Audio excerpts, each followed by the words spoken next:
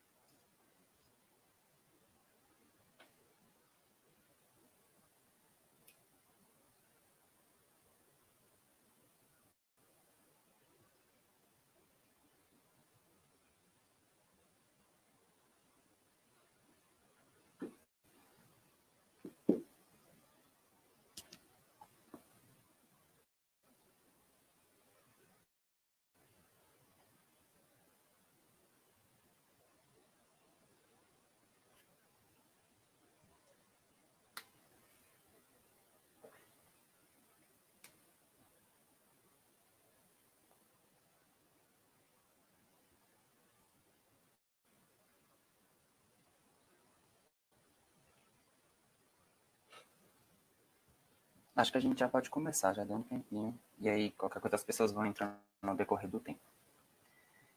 Então, meu nome é José Carlos, eu sou estudante de enfermagem da ESC, estou no internato, no último ano de graduação. O Centro Acadêmico me convidou para estar mediando essa conversa com vocês dois, e aí eu queria que a gente fizesse uma rodada de apresentação inicial. Pode começar com você, Stephanie, se você quiser. Então, eu sou Stephanie, tenho 22 anos, me formei na ESCS o ano passado, ou mais especificamente esse ano, já que a graduação foi em janeiro, e atualmente eu estou atuando como residente em atenção à saúde mental, álcool e outras drogas pela Fiocruz Brasília. É isso.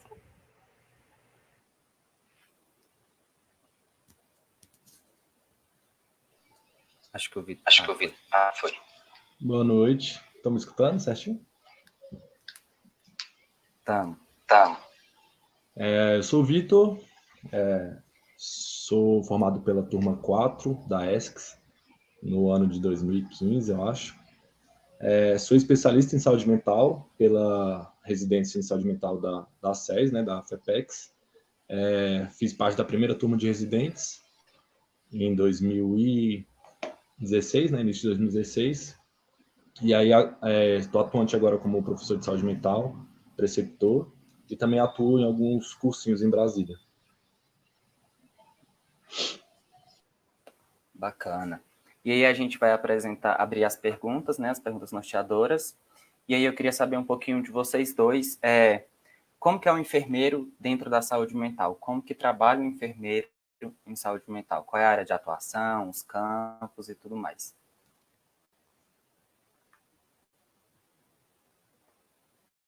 Primeiro, eu falo.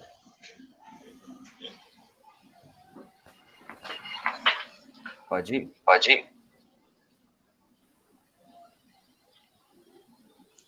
Posso falar? Pode. Então, essa eu acho que é a primeira pergunta que ela ocorre na cabeça do estudante de enfermagem, né? Qual seria a área de atuação do enfermeiro especialista em saúde mental? Eu gosto sempre de deixar bem claro que a questão da especialização em saúde mental, ela não é exclusiva, né, apenas para questões de serviços especializados em saúde mental. Né? A gente pode atuar no âmbito tanto hospitalar, tanto de atenção básica, até porque quando a gente fala em rede de atenção em saúde mental, né, a RAPS, a gente engloba todos esses dispositivos, tanto o pronto-socorro, tanto a UBS. Então, o enfermeiro ele é atuante em todas essas áreas. Levando em consideração já mais para a parte específica, né, da saúde mental, as áreas mais atuantes a nível global seria os centros de atenção psicossociais, né, e aí a nível distrital mesmo, para vocês entenderem, tem tanto os CAPs, tanto a questão do hospital psiquiátrico, né, que é o Hospital São Vicente de Paulo em Taguatinga. Então, essa seria essas duas diferenciações. Aí a gente aprofundando um pouco mais sobre o tema, tem vários tipos de CAPs que a gente pode atuar, tanto CAPs álcool e outras drogas, né, que seriam os ADs, tanto os CAPs que a gente fala que é CAPS geral, que são os CAPS transtornos, né, para outros tipos de psicopatologias. Esses são os mais comuns utilizados. Além disso, a gente ainda conta com alguns outros tipos de serviço, né, que são ambulatórios de saúde mental, e tem também a questão da emergência de saúde mental, né? Aqui em Brasília a gente tem essa particularidade que dentro do núcleo do SAMU a gente tem uma área específica que o enfermeiro atua, que seria um núcleo de urgências para a saúde mental, que aí também faz parte um pouquinho específica desse território. Stephanie, se você quiser complementar. Então, acho que ele falou tudo, né? A gente atua na RAPS e a saúde mental ela está em todos os lugares, em todas as questões da saúde no geral, do SUS. E a minha residência específica, a gente atua, além de atuar aqui no DF, a gente atua na RID, né? Que é a Rede de Desenvolvimento dos Municípios do Entorno e do DF. Então, ainda tem essas questões específicas de município. Eu atualmente estou atuando no município de Planaltina de Goiás, que é ou Brasilinha, como é mais conhecido, e aí a gente está atuando no CAPS de lá, mas é isso que ele falou mesmo. E aí eu também queria agradecer e falar que eu adorei a iniciativa do CAENF de trazer isso, né, de trazer essa questão das residências e de trazer pessoas de outras residências, não só da SES, para mostrar que existem várias opções, né, porque quando a gente é formado na ESCS, a gente sempre tem muito contato com a residência da Secretaria de Saúde e às vezes a gente acaba não conhecendo as outras residências e as outras opções de residências que existem, né? Mas é isso mesmo. Ah, bacana. E aí, vou fazer uma pergunta, eu acho que cada um responde individualmente, porque é mais específico para a área de cada um. Que eu queria saber como que é estruturado o programa de residência, tanto da Secretaria quanto a residência da Fiocruz. Em quais cenários rodas, como que funciona a metodologia, a teoria, a prática, como que é o campo de atuação?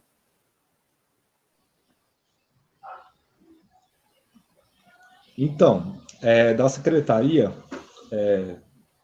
como acontece, né? Ela é uma residência multiprofissional, então ela conta com várias outras profissões da área da saúde. É uma residência que ela tem um viés também para metodologia ativa, né? Ela segue a lógica da graduação de enfermagem, de medicina, da ESCS, né? Entretanto, como eu participei da primeira turma, eu tenho um pouco da visão meio antiga, né, ultrapassada, vamos dizer.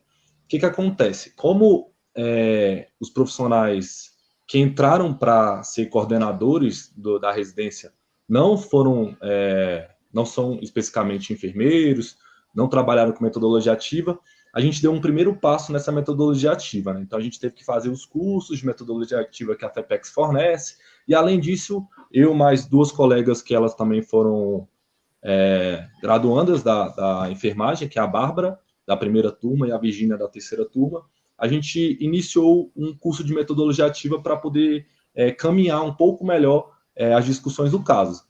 Então, atualmente, a gente trabalha com metodologia ativa na residência, da SES. Como seria isso? A gente tem um tempo para discutir os casos específicos com a equipe de enfermagem e outro tempo a gente discute a questão multi mesmo. Então, a gente faz uma metodologia ativa mais direcionada como um estudo de caso, tentando englobar todos os tipos de profissões que a gente pode ter na área da saúde. Em questão de campo, a gente também tem dois subgrupos, né? Como a gente ainda tem na questão dos cenários, né, de saúde mental, a visão nova, que é a psicossocial, e a gente também ainda tem a visão manicomial, a gente roda nesses dois tipos de serviço. Como vai ser isso? No primeiro ano, a gente tem essa visão de rodar tanto no campo AD, tanto no campo transtorno, vamos dizer, né, para ficar mais didático, e a gente roda os CAPs, ADs de Brasília, e aí vocês podem pensar em todos os tipos de CAPs ADs, então tem o CAPs Samambaia, tem o CAPs Candango, que fica na Asa Sul, tem o CAPs da Ceilândia, todos são cenários. Além disso, tem os CAPs gerais, então tem o CAPs de Samambaia, 3, tem o CAPs 2 de Taguatinga e tem o Hospital São Vicente de Paulo, tá bom? Além disso, o que eu fiquei sabendo, né, que eu não peguei isso na época, o estudante ele tem direito a participar de um campo extra. E aí seria uma experiência um pouco a mais, que aí poderia ser outros serviços de saúde mental que não estão inclusos dentro desse cronograma acadêmico, ou que seja fora de Brasília, também é uma opção. Caso tenha um tutor, um preceptor, um tutor, que ele abrace esse estudante, ele pode ter uma experiência de alguns meses fora do estado.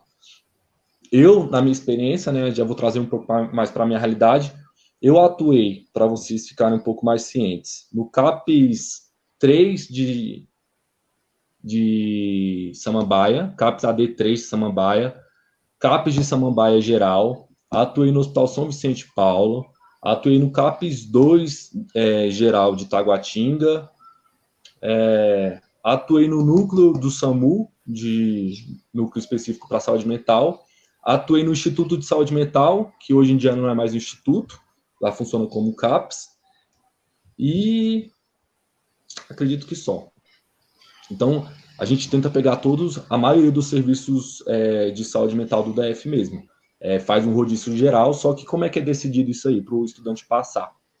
Na hora que você entra na residência, o próprio coordenador de saúde ele já faz um mapa de aonde você vai passar, então todos os estudantes eles não vão passar nos mesmos cenários. A gente vai fazendo uma troca para poder todo mundo embarcar em todos os CAPs e também a população se beneficiar dos serviços dos residentes, né? Então é uma mão de obra ali um pouco, vamos dizer, a mais, né? Que aí também a gente tem que pensar nesse viés social de serviço de troca com a comunidade. Beleza? Qualquer dúvidas?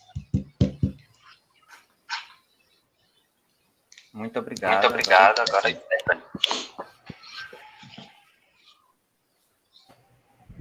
Então, eu estou passando basicamente pelo mesmo processo que o Vitor, porque as residências na Fiocruz são uma coisa bem recente. A residência em saúde mental especificamente está no 2º ano, então nós estamos na 2ª turma. Também é uma residência multiprofissional, então o processo seletivo era para enfermagem, da psicologia e do serviço social. E aí a gente também não tem ainda, digamos assim, que uma metodologia bem consolidada, porque ainda está meio que em desenvolvimento. Então, a gente trabalha com aspectos da metodologia ativa e também da metodologia tradicional. A gente tem aulas, matérias e aulas online, e a gente tem também discussões de casos, a gente tem o NICA, que é o Núcleo Intensificado de Cuidado e Aprendizagem, que significa que, basicamente, a gente vai pegar os casos mais complexos do nosso cenário e discutir eles e trabalhar o PTS com esses casos, né? E aí, como eu falei, a gente trabalha também com a RID, não só no DF. Então, o primeiro ano a gente trabalha no município de Planaltina de Goiás, que é um município bem diferente. A realidade, a gente passa, né, pelos CAPs durante a graduação, por pouco tempo, mas dá para perceber que a realidade é bem diferente de um município que tem toda a questão política envolvida e tem toda uma precarização ainda maior do que a precarização que a gente vê aqui no DF. Então, a gente tem que lidar com isso também. E, além disso, devido à pandemia, a gente não está acontecendo como deveria nas UBSs, fazendo matriciamento, e no Hospital de Planaltina de Goiás. E aí, o CAPS de Planaltina de Goiás é um CAPS único, é o único centro de atenção à saúde mental e à redução de danos aos usuários de drogas que tem no município inteiro. Então, a gente atende de tudo. A gente atende desde crianças até redução de danos, até transtornos complexos. É o único CAPS que tem, na verdade, é o único serviço de saúde mental que tem no município. E aí, no 2º ano, a gente vai trabalhar no DF, e aí no CAPS AD, provavelmente, os nossos cenários são o CAPS AD de Sobradinho, o CAPS AD do Itapuã, e também tem o cenário de rua, que é da redução de danos em rua. E aí esse cenário também, por causa da pandemia, tá meio que em pausa, mas aí a gente vai retomar ele o ano que vem. E eu acho que é isso. Muito bom. E aí agora eu queria saber de vocês, como que foi o start de vocês, algo que chamou a atenção de vocês que pensaram assim, nossa, quero ir para a saúde mental. E como que foi esse processo de preparação, de estudo, de fazer prova? Conta pra gente como que foi isso, esse processo seletivo.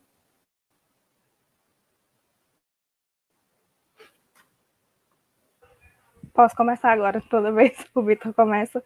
Então, O start, na verdade, quando eu entrei na enfermagem, na ESCS, eu já meio que sabia que eu queria saúde mental, e aí eu aguardei ansiosamente pela terceira série, pelo módulo de saúde mental e pela prática nos CAPs. Fiquei super decepcionada, porque a gente quase não tem prática, né? Enfim, uma crítica aí que a ESCS merece, porque a gente passa 4 dias em CAPs, não sei se mudou, mas até eu me formei o ano passado, né? Então, acho que não mudou tanto. Então, assim, eu já entrei sabendo, eu tinha muita proximidade já com saúde mental, tanto por questões familiares, quanto por gostar mesmo do tema e já ter estudado um pouco. Uma coisa que eu não tinha proximidade, que eu fui ter proximidade na residência, é a redução de danos, né? A minha residência, a residência da Fiocruz é uma das poucas no Brasil que no próprio título da residência é especificado álcool e outras drogas. Então, você sai especialista de saúde mental, álcool e outras drogas. Então, assim, a gente não aprende sobre redução de danos na faculdade, se aprende, tipo, o mínimo do mínimo, e a residência da Fiocruz dá muita ênfase nessa questão. Sobre o processo seletivo, como eu falei, né, ainda é uma coisa que ainda está em desenvolvimento, mas o processo seletivo da Fiocruz, cada residência, cada programa de residência da Fiocruz tem um processo seletivo próprio, então só posso falar pelo processo seletivo da saúde mental mesmo. Começou pelo primeiro passo, que foi a inscrição, currículo Lattes, uma carta de intenção e alguns outros documentos. Nessa carta de intenção, basicamente, você falava o porquê que se interessa pela saúde mental, se já teve alguma experiência, e aí após isso tem a prova, né? O edital da Fiocruz, ele traz as referências que vão ser cobradas na prova, e são essas referências mesmo que são cobradas. No edital de saúde mental eram 20 referências, e aí eles cobravam coisas assim muito específicas. Então, se você for estudar para a prova da Fiocruz, pega essas referências e come elas e aprende tudo sobre elas, porque eles realmente cobram isso, e eles cobram coisas até pegadinhas mesmo, para tentar fazer você errar. E aí eram 18 questões objetivas e 2 questões discursivas. E aí, após a prova, a última etapa era uma entrevista, né? E aí, nessa entrevista, tinha basicamente o mesmo peso que a prova valia 10 pontos e a entrevista valia 10 pontos, então a entrevista era muito importante também, ela foi feita por uma banca do Núcleo de Saúde Mental da Fiocruz, que eram basicamente psicólogos, e assim, foi muito tranquila, né? Foi um processo seletivo bem tranquilo, e por ser uma coisa nova, bem já consolidado. E eu acredito que vai continuar sendo assim nos próximos.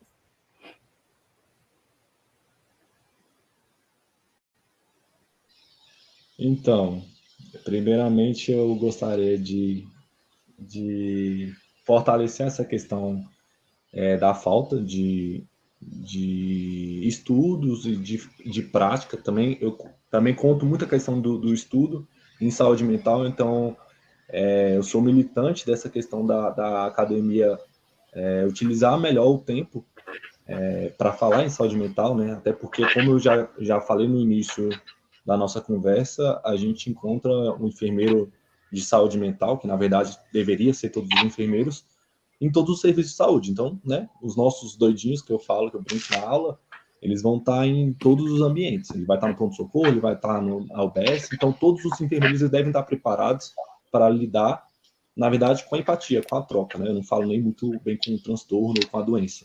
É mais, na verdade, trabalhar melhor na graduação a questão da escutativa, a questão da troca, a questão da empatia, que eu acho que não é visto com tanta delicadeza, né? Esse olhar. Acaba que a gente se perde muito em procedimento, em pop, e a gente esquece um pouco essa questão humanista que deveria seguir com o ser humano. Então, realmente eu forço nessa tecla aí do que a graduação ela é um pouco falha nessa área. Entretanto, todavia, eu tive ótimas referências na ESCS, em saúde mental, né? Daniela Luiz, não sei se está lá, e o outro é o Juscelino. E eu sempre me encantei pela área, então foi algo mais pessoal mesmo.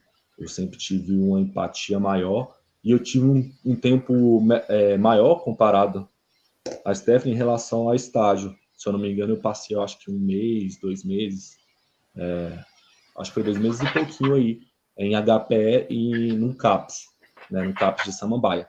Então eu tive essa experiência, entretanto eu corri atrás um pouco mais, em ter outras experiências, fiz meu projeto de pesquisa na área, então fui um pouco além de outros colegas para realmente ter um interesse. Então, quando eu pensava em residência, sempre o meu foco principal, meu interesse principal foi a saúde mental mesmo, mas é algo particular. E aí eu tive a sorte que surgiu a primeira residência de saúde mental do DF, me inscrevi e consegui entrar na residência. O meu processo seletivo na época foi pela UNB, né? Hoje a gente conta com a banca, o IADES, né? Costuma ser o mais utilizado hoje em dia. Então, um pouquinho diferente o processo seletivo, entretanto, é a questão mesmo também da prova, né? Então, a prova, cada prova vai ter o seu peso. Na UNB foram um errado, uma certa. Eu acho que na IADES, se eu não me engano, são 2 erradas, uma certa. E aí também tem a prova de títulos, que é bastante interessante. Quem mais foi isso? Foi me motivou? Acho que foi só isso mesmo. Não estou lembrando mais. Foi isso. Foi isso. E aí surgiram duas perguntas pra gente. Estão escutando? Ah, tá. Então vou ler elas aqui pra gente. A primeira é do David Andrade, que ele faz parte aqui do CAENF, e ele queria saber, para vocês, a respeito do impacto da saúde mental nesse momento de pandemia. Vocês acham que difere muito dos profissionais para os pacientes? E se há meios de amenizar o impacto negativo à saúde mental dos profissionais e do paciente?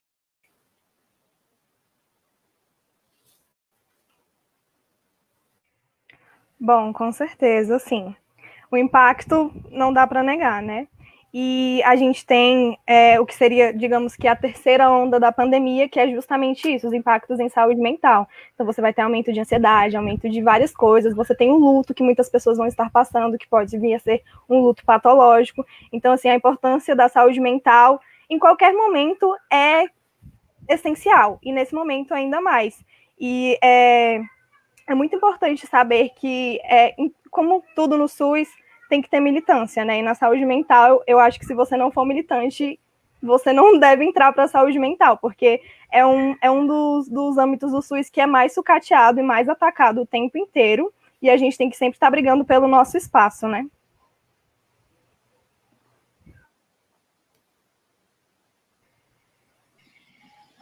Só complementando, a questão da pandemia traz um reflexo dentro da sociedade que já estava nesse processo de adoecimento. A gente já conta com um número cada vez maior, com a incidência de casos de depressão e ansiedade, que a gente conhece como a doença do século, né? Então, a questão mesmo da doença, o que traz, né? Do isolamento social, do afastamento, do processo de luto, de perda, do processo mesmo ansioso, né?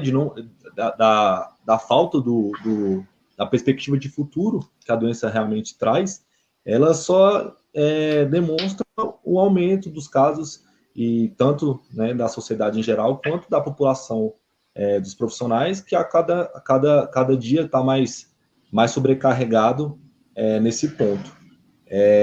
Puxando sardinha e trazendo também um pouco mais para a realidade dos profissionais de enfermagem de saúde mental, eu tenho até um estudo aí publicado em relação ao nível de adoecimento desses profissionais, né? Então, a síndrome de burnout aí, que vocês já devem ter ouvido falar, ela é clara na maioria dos profissionais de enfermagem, tanto da saúde geral quanto da saúde mental. E eu acho que acredito, né, que a pandemia vai só explorar ainda mais esse viés.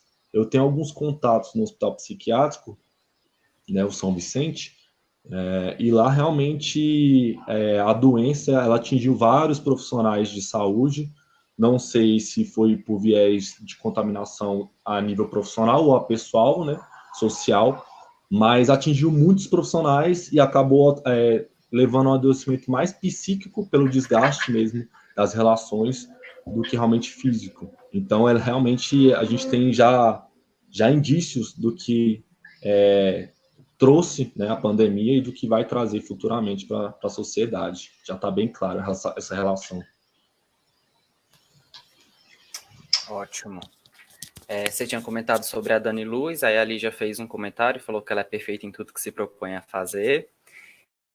E a Gabriele fez uma pergunta direcionada à Stephanie, tendo em vista que ela já atua diretamente na rede. Ela perguntou se você vê muita diferença na atuação e na estruturação de serviço no DF e no entorno.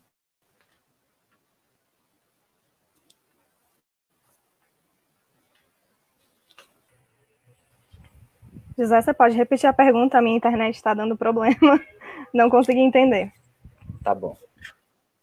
A Gabriele perguntou se você vê muita diferença na atuação e na estruturação do serviço de saúde no DF e no entorno.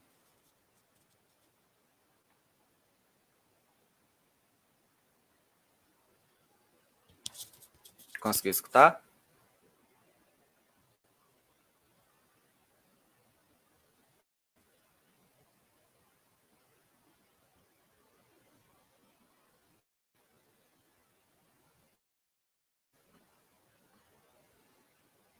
Stephanie? Acho que a internet dela travou. Tá muito ruim. Conseguiu escutar? Eu só entendi o começo da pergunta. Ela perguntou se tem muita diferença entre trabalhar na RID e no DF, foi isso? Isso, a diferença tanto em questão de estrutura do serviço do DF e do entorno, se você sente alguma diferença.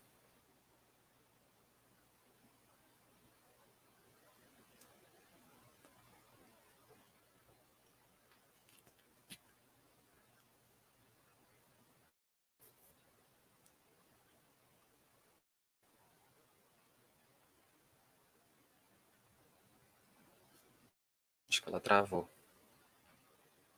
Agora eu vou passar para uma próxima pergunta e quando ela voltar, ela tenta responder. Eu acho que essa pergunta é para você mesmo, Vitor. Como você enxerga o peso da residência em saúde mental para futuras oportunidades de emprego? Qual é a área de atuação do enfermeiro? Eu sei que você trabalha no meio acadêmico, mas fora desse meio, qual seria, e fora de concursos públicos também, né? O papel do enfermeiro em outros ambientes de serviço, assim.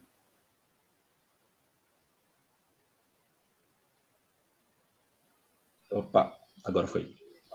Então, a nível de oportunidade, eu vou dizer para vocês, vou ser bem sincero, é muito proveitoso a residência para o enfermeiro. Assim, tem muito mercado de trabalho e principalmente mercado de trabalho acadêmico, né?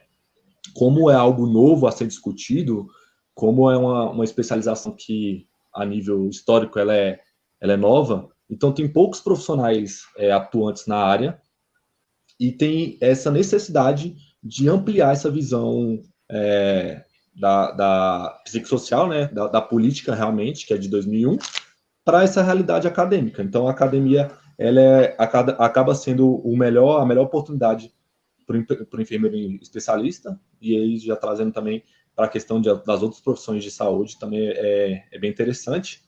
E aí também tem a questão da atuação nas clínicas, né? Tem muita clínicas terapêuticas que também precisam desse trabalho do enfermeiro especialista, até porque a nível de contratação eles são os mais requisitados. Só que aí já não é tão interessante. Por que não é tão interessante? Primeiro, a questão salarial é baixa, né? Como a gente já sabe, acho que não é segredo para ninguém. O meio particular paga realmente muito mal para o enfermeiro, então não é interessante a nível salarial. E aí também não é interessante a nível de política, que a gente retomou, né? A gente tem uma visão um pouco mais não, a gente tem uma visão diferente da saúde mental, da questão do trabalho que tem que ser feito pelo enfermeiro, que o trabalho tem que ser feito pela reabilitação psicossocial. E aí as clínicas elas trazem um viés oposto ao que a gente busca, ao que a gente estuda, ao que a gente tem como embasamento teórico dentro de uma residência, ao que a gente tem como visão mesmo profissional e humanista que a gente tanto estuda e trabalha. Então, os dois viés mais fáceis, os dois caminhos mais fáceis que a gente consegue atuar no meio profissional seria na academia e nessas clínicas. Hospital tem algumas vagas, muito poucas, que tem essa questão mesmo da academia, e eu acho que é isso. Não tem muito o que fugir, não. Beleza. Acho que a Stephanie voltou. Mas a Lígia fez uma pergunta para você de novo. Ela falou bem assim, Vitor, após formação que muitas vezes é focada no âmbito assistencial, como tem sido sua experiência com a docência enquanto especialista em saúde mental?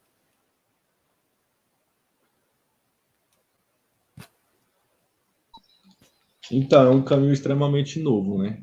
A gente é difícil a gente pensar que a gente vai atingir a docência, até para as pessoas que sempre almejam a docência desde o início, que a gente vai chegar tão rápido e ter essa maturidade de passar um conhecimento que às vezes é tão fresco e tão indagador ainda dentro da nossa cabeça. Apesar de ser um desafio muito grande, eu acredito que a gente tem uma certa vantagem pela questão da metodologia ativa, né? Então, essa discussão, essa troca, essa oratória, a gente já tem bastante experiência e a gente já carrega dentro da graduação. Eu tive a experiência de trabalhar já há algum tempo, né? Já estou há 2 anos e pouco na questão da docência, e os meus colegas de trabalho, a maioria são colegas de trabalho já que formaram na ESCS, né? Então a gente tem uma certa facilidade de poder trabalhar com isso aí. Não sei se eu respondi. Pode fazer mais perguntas aí, se eu respondi. Stephanie voltou. Tá ouvindo agora? Tô, eu tive que colocar o Pablo. Tá bom. Você quer que eu repita a pergunta? Por favor. A Gabi falou bem assim: visto que você atua na rede, você vê muita diferença na atuação e na estruturação do serviço no DF e no entorno? Sim, com certeza. Como eu falei, tem muito da questão política. Então, por exemplo, desde que eu entrei no CAPES, e eu entrei no CAPES esse ano, primeiro que é o único CAPES do município, então a gente atende de tudo. E aí, devido à questão política, de, por exemplo, quando troca o prefeito, você tem que ter conexão política com esse prefeito para continuar naquele serviço. Então, desde que eu entrei no CAPES, já teve toda uma troca de equipe. Então, as equipes têm muita dificuldade de manter um contato e de manter um convívio com esses usuários que fazem parte do CAPES, né? Então, assim, esse é um dos problemas maiores que tem por ser uma questão, por ser na rede, por ser um município do Goiás, essa questão política acaba influenciando muito no cuidado e na continuidade desse cuidado. E no DF a gente não tem isso, porque na maioria das vezes são profissionais concursados que já estão ali há algum tempo, já desenvolveram o convívio e o vínculo com esses usuários há algum tempo. Então, acho que esse é a maior dificuldade e o maior problema que a gente tem por se tratar de um cenário na rede. Ótimo. Acho que foi. E aí eu tenho uma pergunta pessoal, que eu queria saber de vocês, quais foram os maiores desafios que vocês encontraram, a Stephanie atualmente está encontrando, né, durante esse período de residência, porque a gente sempre escuta falar, desde o início da graduação, que residência não é algo fácil, a questão da carga horária, de estudos, que é algo puxado, mas puxando para o lado da residência de saúde mental, vocês, enquanto especialistas nessa formação, tinham saúde mental nesse período, estão tendo saúde mental, como que está funcionando isso?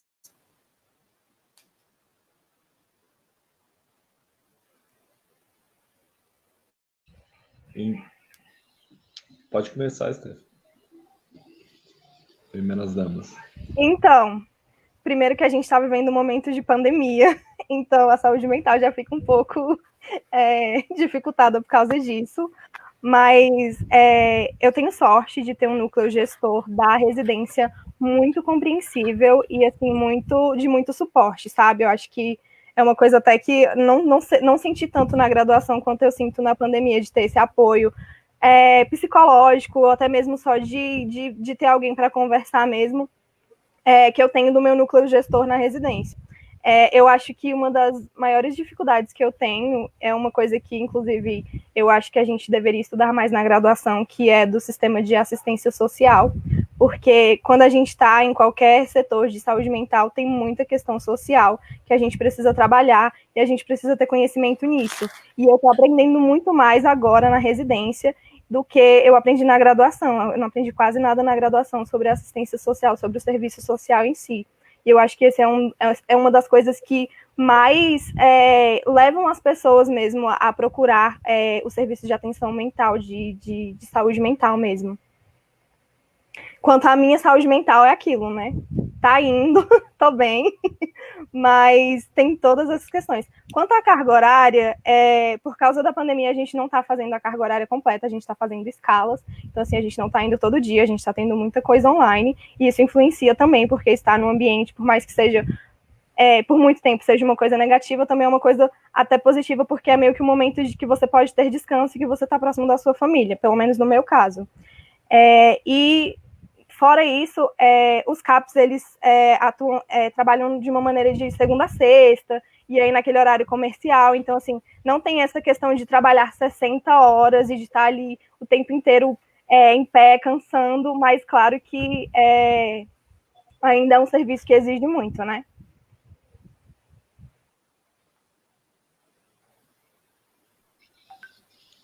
Então, a questão da residência em si, ela é cansativa por si só pela questão das 60 horas, né? Não tem como a gente desmembrar e falar que é algo fácil, que é uma experiência fácil. Até porque o residente, ele tem uma responsabilidade tanto de retomar o estudo, quanto de retomar o trabalho. Então, tem todos esses pontos que ele tem que tomar, né?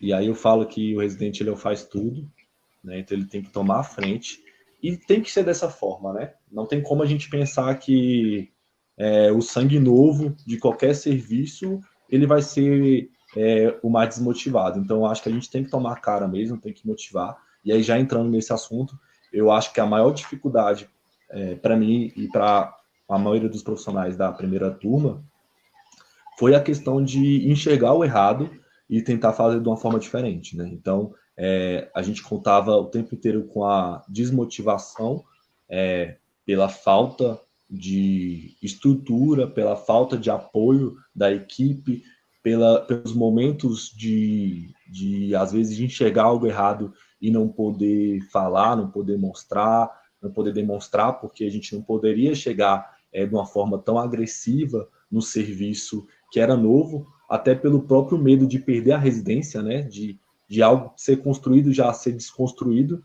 que a gente sabe que tem essa preocupação política, né? As pessoas que incomodam acabar sendo retiradas. Então a gente tinha essa preocupação maior de atuar com qualidade, com estudo, e tentar transformar a realidade do serviço de uma forma mais homogênea possível e de uma transição um pouco mais proveitosa.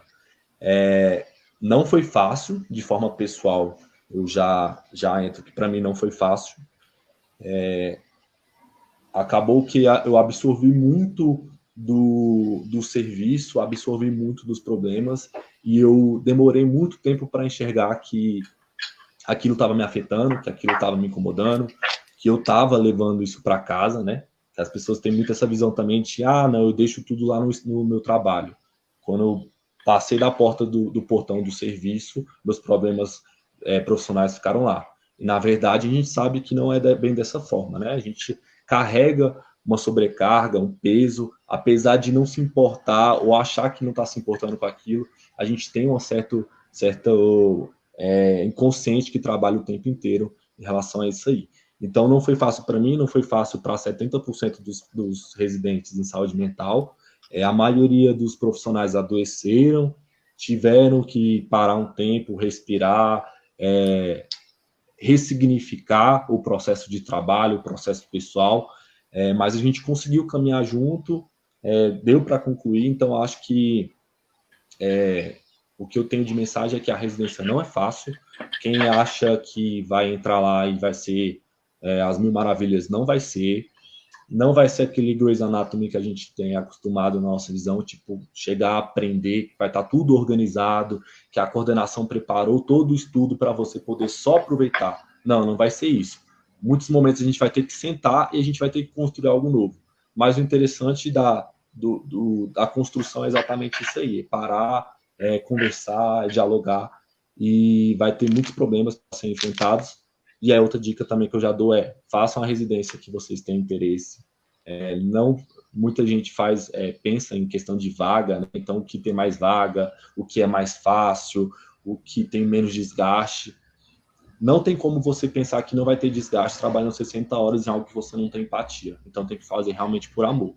Mas quem tem a oportunidade de fazer uma residência, eu acho que é um passo muito grande para o próprio mercado de trabalho, porque a gente cria habilidades que a gente, às vezes, não tem tempo hábil para criar na graduação, né? Então, a oratória, a postura profissional, a discussão em equipe, são ferramentas que a gente vai absorvendo nas 60 horas ali, que é muito mais que uma graduação de 4 anos, que acaba se tornando um processo, vamos dizer, natural depois quando você entra no mercado de trabalho. Acho muito legal vocês trazerem essa fala, porque, na minha percepção, eu imagino o profissional atuante em saúde mental muito estigmatizado, no sentido de serem pessoas que não sofrem, que não têm problemas, que têm a fórmula mágica da felicidade, e vocês trazendo essas colocações ressaltam mais ainda a importância do serviço, né? Que afeta tanto profissionais quanto outras pessoas. Parabéns para os dois. E aí a gente já está chegando no finalzinho, né? Para encerrar, e a Lígia fez uma pergunta bem complexa aqui que eu vou ler pelo celular, porque miopia dificulta um pouco a visão. Ela falou bem assim: Esté abordou a questão da assistência social e ambos trouxeram a especialização em saúde mental como uma questão política. Como vocês avaliam o impacto como a conjuntura política atual no Brasil, com o governo em curso, tem sido ofensiva à saúde mental das pessoas e principalmente como tem aumentado a vulnerabilidade das pessoas?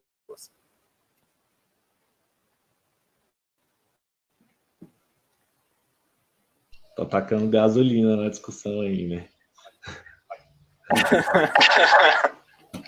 Então, eu não sei se vocês sabem, né? Mas só para deixar um pouco didático. Então, a gente veio a mudança da forma como a gente trata a saúde mental veio com a 10.216, né?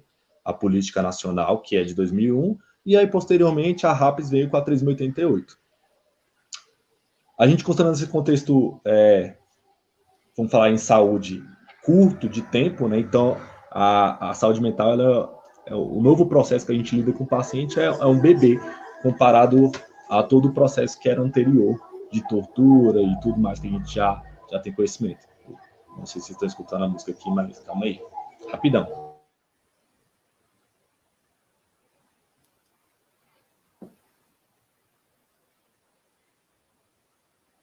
Desculpa, gente, é que o funk aqui comeu.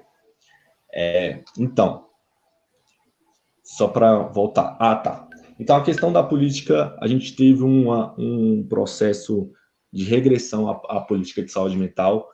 Acabou que o governo atual ele não reconhece as novas práticas de saúde mental, a RAPs, os CAPs, os serviços substitutivos como uma alternativa de melhora da recepção social dos pacientes e tudo mais.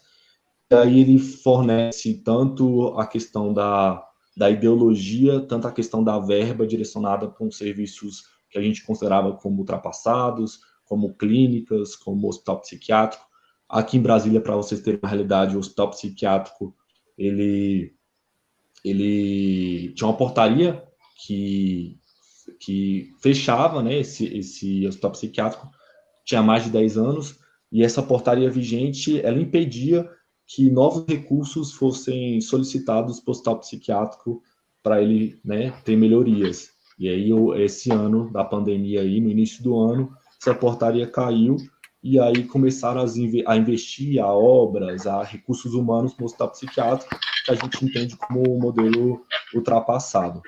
A nível populacional de vulnerabilidade, acredito que as pessoas estão mais vulneráveis, mas aí já a nível pessoal eu não tenho embasamento teórico para poder discutir a respeito, mas a segregação, né, todo esse processo de minorias que a gente trabalha, querendo ou não, com a saúde mental, acabou tendo mais dificuldades enfrentadas.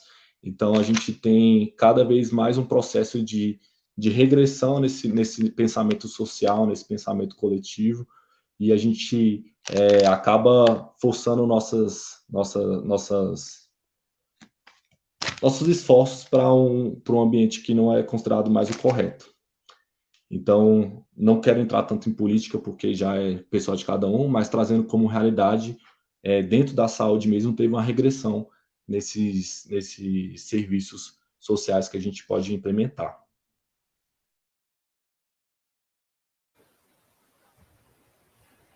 Stephanie, Para complementar, eu queria trazer um pouco da questão de que esse novo governo, né, desgoverno, na verdade, trouxe da questão de uma nova legislação antidrogas, um novo pacote anticrimes, que, na verdade, penaliza ainda mais usuários de drogas e acaba por dificultar ainda mais a atenção que esses usuários necessitam de saúde mental. Então, assim, a gente tem, não sei se vocês conhecem ou se vocês sabem sobre comunidades terapêuticas, mas são, o nome engana, são basicamente comunidades religiosas que dizem que tratam questões de uso de drogas, quando, na verdade, o tratamento é basicamente religioso e penalizando essas pessoas pelo uso de drogas, né? E aí, com esse novo governo, teve um grande aumento dessas comunidades terapêuticas. Então, assim, agora você tem comunidade terapêutica em cada esquina e são muito prejudiciais para tudo que a gente já tinha conseguido conquistar em relação à saúde a usuários de drogas, né? Então, para além da questão da saúde mental, como já foi colocado, né, que teve toda essa questão de sucatear mesmo a RAPS, a gente também tem a questão de ter uma luta, uma guerra contra os usuários de drogas e não contra as drogas, porque quem acaba sofrendo com isso são os usuários, né? Sim. E aí eu queria fazer uma pergunta pessoal, para a gente já encerrar, porque já está dando o horário, que desde a graduação, desde o início da graduação, a gente sempre tem um sofrimento intenso pela diminuição do tempo do curso, serem 4 anos, metodologia ativa, algo novo. E particularmente acho que nesse período de pandemia esse sofrimento se exacerbou. Vocês têm alguma dica, alguma estratégia que podem ajudar ou facilitar os estudantes a aliviarem todo esse sofrimento intenso, algo do tipo? Eu acho que dicas de autocuidado, eu acho que as pessoas já estão cansadas de ver dicas de autocuidado nessa pandemia. Então, eu acho que o mais importante é lutar por melhorias, porque eu acho que por mais que tenha uma exacerbação dessa questão na pandemia, eu acho que é uma questão já intrínseca, tanto da metodologia ativa quanto da ESCS, eu acho que é uma coisa que a gente tem que sempre batalhar. Por isso que eu acho incrível a representatividade estudantil, o movimento estudantil que foi desenvolvido na ESCS, e eu acho que é a partir disso que tem que conseguir melhorias e conseguir mudanças para que a faculdade deixe de prejudicar a saúde mental das pessoas. É uma coisa que é universal em todas as universidades, em todas as faculdades, então acho que é um movimento ainda maior, mas eu acho que começando ali pelo movimento estudantil dentro da própria ESCS e buscando melhorias dentro da própria ESCS já é um início.